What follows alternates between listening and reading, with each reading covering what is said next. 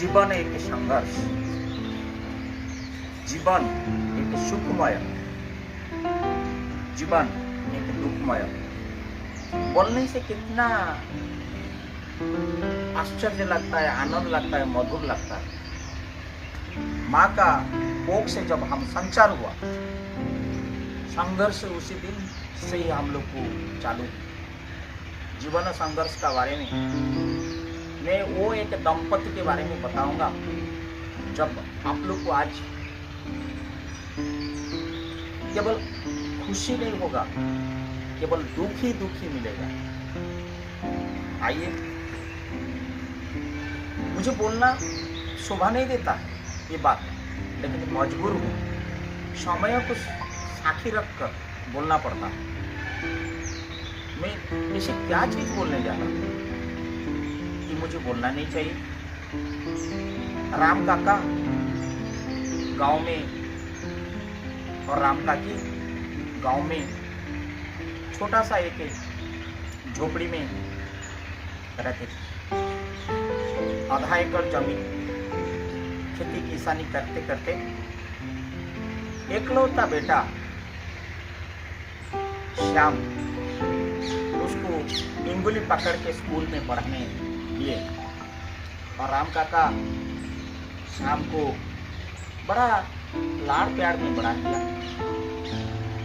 और देखते देखते राम काका राम काकी कोई आधा एकड़ जमीन के सिवा कुछ जिंदगी में नहीं जाते। सुबह होता हम स्वयं देखें, सुबह जाएंगे, खेतों में काम करेंगे, फसल जो भी होगा मार्केट में बेचेंगे और सारी पूंजी शाम का पढ़ाई में निछावर कर दी। एक दिन ऐसे आया, श्याम ने 10वीं उत्तीर्ण हुआ, फिर 10+2 पढ़ाई किया और रेवेन्सा कॉलेज में ग्रेजुएशन भी किया, चार्टर्ड अकाउंटेंट भी बना, बीकॉम में अच्छा नंबर लाया, सीए बना, चार्टर्ड अकाउंटेंट बना। और देखते देखते राम काका का बेटा श्याम ने अमेरिका में नौकरी प्राप्त हो गया, मल्टीनेशनल कंपनी। श्याम ने उड़ के चला गया और बहुत सारे पैसा कमाए, बहुत सारे पैसा कमाए। और पापा को नया नया कभी 10,000 कभी 20,000 भेजने लगा। और श्याम वहीं पे एक लड़की से अमेरिका में प्यार हो गया। और श्याम ने जो लड़की से प्यार हुआ, वो लड़की ने बोला, अगर आपसे मैं शादी करूंगा, आप मुझे अमेरिका में रखने के लिए क्या रखे हो? घर तो नहीं है आपके पास। तो श्याम ने सोचा सही बोल रहा है मेरी प्रेमिका। तब ने सारी पूंजी जो पिताजी को देते थे, वो सारी पूंजी इकट्ठा रखा, पापा मम्मी को नहीं दिया। और अमेरिका में एक तो महल बनाया, परचेस किया, उसी में अपने प्रेमिका के साथ शादी ब्याह करके माँ बाप को भूल के वहीं पे रह गया। एक दिन की बात है, रामू काका ने श्याम जी के लिए जो पैसा सब इधर उधर लिया था पढ़ाई के लिए, बैंक से भी कुछ लोन लिया था, ये जमीन को मॉर्गेज रख के। बैंकर से आया, बोले कि बाबू आपका बेटा तो नौकरी कर लिया, पैसा चुकता करता नहीं है, तो फिर ये पैसा चुकता नहीं करेंगे तो हमने जो मॉर्गेज रखे वो जमीन जो आपने, वो हम उसको लीज में नीलाम करेंगे। बूढ़ा बूढ़ी बड़ा करुण के साथ बोले, बाबूजी एक बार माहौल पे दीजिए, हम बेटा से बात करते हैं। उस दिन की बात था कि रामू काका ने मेरे को ये बात बताया कि देखो ना बेटा, श्याम का पढ़ाई के लिए मैंने लोन लिया था, लेकिन अभी तक वो चुका नहीं पाया। बैंक वाला आके हमको बहुत जलील कर रहा है, पैसा मांग रहा है और बोलता है कि जमीन नीलाम कर दे। मैंने बोला काका ये तो वास्तविक है, जब आप लिए थे तो ऋण आपको चुकाना ही पड़ेगा। और जो जिसके लिए लिए थे वो तो अभी नौकरी भी कर रहे हैं, अगर वो चुका नहीं पा रहा है ये तो आपका जिम्मेदारी बनता है और नीलामी हो जाएगा। और देखते देखते वो जमीन भी नीलाम हो गया। बात वहीं पे खत्म नहीं हुआ, नियमरण हो गए, बूढ़ा बूढ़ी बहुत शोक संतप्ता हो गया। इसी बीच में एक एजेंट बोल रहा है बूढ़ा को, रामू काका आपका बेटा तो आजकल बड़ा नौकरी करने लगा, आप कुछ इंश्योरेंस वगैरह कर लो। तो बोले कि बेटा तुम्हारे पास तो क्या क्या इंश्योरेंस है बताओ। उन्होंने बोले मेरे पास बहुत प्रकार के इंश्योरेंस है, जीवन बीमा है, गाड़ी का बीमा है, प्राणी का भी है और अंतिम यात्रा का भी है। रामू काका बोले तू एक काम करना बेटा, मेरे घर को कल सुबह एजेंट आके सुबह पहुंचा। रामू काका ने उसको एक चटाई दिया, बैठा और खुद बैठा। बोले कि बेटा तुम कल कुछ बोल रहे थे इंश्योरेंस के बारे में। बोले काका तुम्हारा बड़ा बेटा है, एक ही तो बेटा, बहुत पैसा कमाता है, मैं कौन सा बीमा दिखाऊं। बोले कि बात वो नहीं है बेटा, मुझे ना ऐसा जो बोल रहा था अंतिम यात्रा का बीमा वो क्या है मेरे को समझाओ। बोले काका अंतिम यात्रा जो होता है ना ये अंतिम समय में होता है जब चिर निद्रा हो जाता है इंसान को। हाँ ये क्या है, यही इंश्योरेंस बताओ वो क्या है। नहीं आज के समाज में हर कोई व्यस्त बहुल में जिंदगी गुजार रहा है, हर कोई पढ़ाई लिखाई करके कोई शहर में बसबास कर देता है, माँ बाप का दुख नहीं देखता है, कोई बेटी दामाद को छोड़ के आना नहीं चाहता है और कोई बेटा बहू को छोड़ के समय नहीं दे पाता है। और माँ बाप को बुढ़िया हो जाने के बाद कोई किसी को जब नहीं पूछता है, ऐसे वृद्धा लोग सारा संसार में लगभग 1/3 माने 1/3 वृद्धा दंपति हमारा विश्व में जो है एक कटघर में गुजार जब करते हैं, उन्हीं लोग के लिए ये जब अंतिम समय आता है और उनका माँ बाप जिस औलाद को पैदा किया वो कंधा देने के लिए जब नहीं आते हैं, तब ये इंश्योरेंस का तहत में हम लोग सारी कर्म क्रिया, अंतिम यात्रा, भोज, ब्राह्मण भोज, पूरा मृत्यु क्रिया से लेकर पूरा 11वां 12वां तक जो सारी संस्कार, संस्कृति, सभ्यता का जो चीजें है वो हम लोग सब वहन कर लेते हैं। तत्पश्चात उन्होंने बड़ा नम्रता के साथ बोला इसमें सब क्या क्या पॉलिसी है। बोले देखिए काका एक 51,000 का पॉलिसी है, जो 51,000 में जो पॉलिसी लेगा वो पॉलिसी अंतर्गत मृत्यु के पश्चात 21 आदमी आएंगे, आपका 4 बम्बू से लेकर, चादर से लेकर, चंदन से लेकर, फूलमाला से लेकर, अत्तर से लेकर, अगरबत्ती से लेकर सब कुछ हम उनको अर्पित करेंगे और अर्पित करने के लिए 4 कंधा देंगे और एक आपकी हंडी पकड़ेगा और एक खई डालते रहेगा। चुना पैसा भी कुछ रखेंगे, उसमें 1000 रुपया का एक चिल्लर पैसा भी रखेंगे, खई कौड़ी भी डालेंगे। ये सब डालते डालते 21 आदमी हम लोग जाएंगे और कहाँ जाएंगे, स्वर्गद्वार जाएंगे, पूरी स्वर्गद्वार, वहां पे उनको चंदन का लकड़ी के साथ अंतिम संस्कार करेंगे। और जब उनकी 10 होगा, उसका 10 का परंपरा भी करेंगे। और जब 11वें दिन होगा, 11 ब्राह्मण खिलाएंगे। और प्रीति लोग को हम 21 लोग को खिलाएंगे। ये है हमारा 51,000 का एक पॉलिसी। अगर मान लीजिए इसी पॉलिसी के अंतर्गत और कुछ अगर जानकारी है आपको तो आप पूछिए ना। 51,000 का अंतर्गत अगर मेरा बेटा बेटी आ गए ना, उनको वही 21 लोग के अंदर में ही शामिल किया जाएगा। बात उतना में खत्म नहीं हुआ। बोला और बेटा कुछ पॉलिसी है क्या? हाँ ना काका, पॉलिसी है। 21,000 का पॉलिसी। बोले बेटा ये पॉलिसी क्या है? बोले नहीं, अंतिम यात्रा पर बम्बू खरीदी होगा, चादर खरीदी होगा। और 21 आदमी जैसे 51,000 का लोग पॉलिसी में रहते थे, इसमें सिर्फ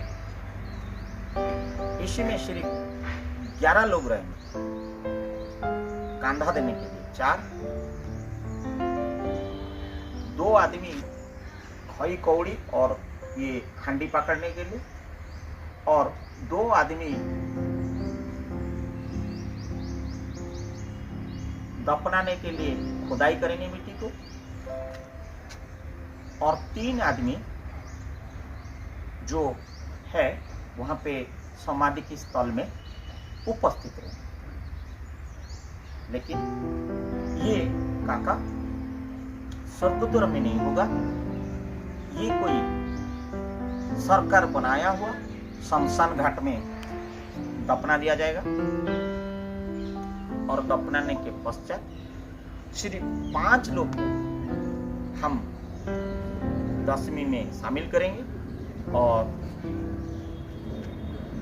ब्राह्मण भोजन सिर्फ 5 लोग होगा, और प्रीति भोजन 6 लोग होगा। टोटल 11 लोग को ये दिया जाएगा। और इसमें अगर काका प्रश्न अगर पूछोगे, अगर आपकी कोई रिश्तेदार भी जुड़ जाए तब भी हमारा आदमी नहीं रहेगा, लेकिन उन लोग शामिल हो जाएगा, लेकिन आदमी उतना ही रहेगा। बूढ़ी इतनी देर सुन के क्या पॉलिसी के बारे में हो रहा है, जमीन तो चला गया, सब कुछ चला गया, बेटा बेटी पूछ नहीं रहा है, पैसा तो घर में है ही नहीं है, एक रोटी के लिए बूढ़ा क्या पॉलिसी के बारे में बात कर रहा है। बूढ़ी फाटक के किनारे में सुन रहा है बूढ़ा को, रामू काका ये क्या पॉलिसी के बारे में बात कर रहा है। रामू काका फिर बोल रहा है एजेंट महाशय को, बोल रहा है अरे बेटा नहीं काका, इससे और कुछ पॉलिसी नहीं है।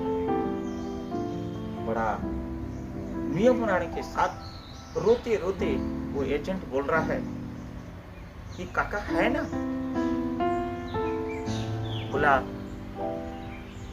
क्या है ना? एक है अनाथ योजना, अनाथ जीवन यात्रा। बोले वो पॉलिसी अंतर्गत क्या है बेटा? ना बेटा उस अंतर्गत कुछ करने की जरूरत नहीं, सिर्फ 1100 रुपया देना है। 4 आदमी आएंगे, एक बम्बू भी आएगा,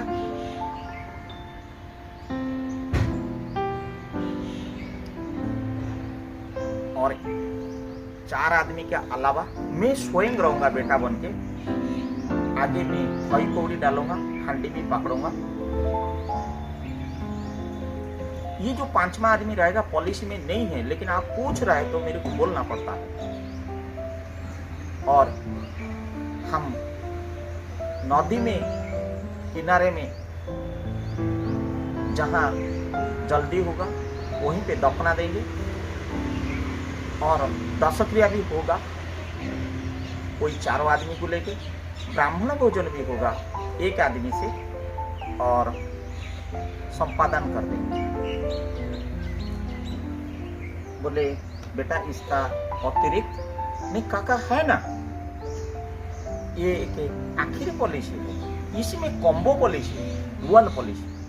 मियाँ बीबी दोनों अगर इसमें शामिल हो जाए तब इसी में हमारा संस्था सिर्फ 1 रुपया में, सिर्फ 1 रुपया में सारी व्यवस्था कर देता है। अनाथ दंपति समझ के और सब उनमें उमड़ पड़ते हैं, सभी उनकी जैसे बेटा, सभी जैसे उनकी बेटी, सब जैसे उनका बहू, सब जैसे उनकी समाज। हम पूरा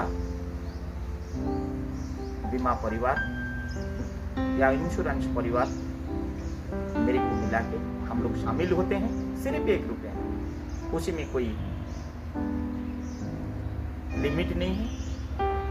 ये अनाथ दंपति समझ के हम लोग ये काम करते हैं समाज का सेवा के लिए। सुंदर भाव में अंतिम सज्जा बना जाएगा। आदमी चिर निद्रा में दोनों सोए रहेंगे और दोनों दंपति को, स्वामी स्त्री को एक कोकई में लेंगे। फूलमाला रहेगा, चंदन लकड़ी रहेगा, सुगंध रहेगा, अतर रहेगा, हरि बोलो रहेगा, राम नाम सत्य है रहेगा, और 1000 रुपया का पैसा कौड़ी, खई कौड़ी बिचा जाएगा। हांडी चलते रहेगा, जुई चलते रहेगा, और एक लागेगा एक हमारा माता पिता हमारा अंतिम विदाई ले रहा है, हमारा समाज से, हमारा गांव से, हमारा दुनिया से उमड़ पड़ेंगे। हम लोग सब एक साथ होकर चलेंगे और हम स्वयं तैयार करते हैं कि इसको स्वर्ग द्वार में हो, और ये पूरी स्वर्ग द्वार में श्री पुरुषोत्तम क्षेत्र में सवदाह करा जाएगा। और उस पश्चात निर्माल्य सबको मिलेगा, कैबल्य मिलेगा। उसके बाद इसमें 2 प्रकार की अभ्यर्थना होता है। एक तो उसी दिन निर्माल्य कैबल्य भोग की मार्जना होता है, और 10वें दिन संपूर्ण ग्राम का मंच पे वहां पे बनता है महादश, और 11वां का तीर्थ में गांव का जितनी ब्राह्मण है और जितनी इच्छुक ब्राह्मण है सबको खिला जाता है। और जितने भी लोग श्रद्धालु, दयालु, गुरुजन, आबाल वृद्ध वनिता शामिल होना चाहते हैं, उन लोगों 11वीं तिथि में प्रीति भोज के लिए आमंत्रित होते हैं। बोले इतना ही बोलते ही बूढ़ा बोला, सिर्फ बेटा 1 रुपया में? हाँ हाँ काका, इसलिए 1 रुपया में, क्योंकि जिसे निसहारा बेसहारा जिंदगी गुजार कर रहा है, जिसका कोई नहीं है, होते हुए भी नहीं है, नहीं होते हुए भी नहीं है, उन्हीं लोग के लिए ये हम लोग सब परिवार मानते हैं, और हम ही लोग परिवार मान के उनकी अंतिम यात्रा करते हैं, सब संस्कार करते हैं। इसलिए 1 रुपया, क्योंकि पॉलिसी कभी बिना पैसा में नहीं होता है, 1 रुपया होती है। और ये सुनते ही बूढ़ी दौड़ के आता है, दरवाजा खोल के, बेटा मैं तुमको हाथ जोड़ता हूँ, मैं उनको कभी नहीं छोड़ा हूँ, खाली इतना ही प्रार्थना करिए, इतना ही दया करिए, हमारा दोनों का पॉलिसी एक साथ हो, कम्बो पॉलिसी हो, हमारा मृत्यु भी एक साथ हो, हम एक जुई में चलें, एक कोकई में हम लोग चलें, हमको कुछ नहीं चाहिए, हम निसहाय है, हमारा बेटा बहू होते हुए भी हमारा आज कोई नहीं है। इतना ही बोलते ही एजेंट म्रियम्राण होके आंसू बहता है। देखिए, जिसकी बेटा के लिए पूरा जीवन उछागर कर दिया, सारा खून को पानी की तरह मिला दिया, बचा कुचा बाप का जमीन, रामू का पापा दिया हुआ जमीन भी श्याम के लिए आज नीलाम हो गया। वो महान व्यक्ति आज बोलता है मैं निसहाय हूँ, मेरा कोई नहीं है, और 1 रुपया का आज पॉलिसी चुन रहा है, अंतिम यात्रा का पॉलिसी। शेष यात्रा का पॉलिसी। और बूढ़ा बूढ़ी के सामने बोले, पैर छू के बूढ़ा बूढ़ी को बोले, काका मैं तुम्हारा बेटा हूं ना, काकी मैं तुम्हारा बेटा हूं ना, काय टेंशन ले रहा है, मैं तुम्हारा सब कुछ करूंगा। अपना खून ना हुआ सही, पराया खून तुमको कांधा भी देगा, तुम्हारा सारी काम करेगा, तुम्हारा पॉलिसी भी निभाएगा, तुम्हारा धर्म भी निभाएगा, तुम्हारा कर्म भी निभाएगा। चिंता करने की जरूरत नहीं है। तुम निसहाय नहीं हो, तुम सहाय हो। मैं तुम्हारा बेटा हूँ, गर्व मुझे लगता है, तुम मेरा बाप ना सही बाप का तरह हो। आइए, समाज में ये शिक्षा जाना चाहिए कि हम किसी का औलाद है तो वो माता पिता को ये पॉलिसी चुनने के लिए मजबूर मत करो। दोस्त, मजबूर मत करो। ये आप लोग को मेरा विनती है।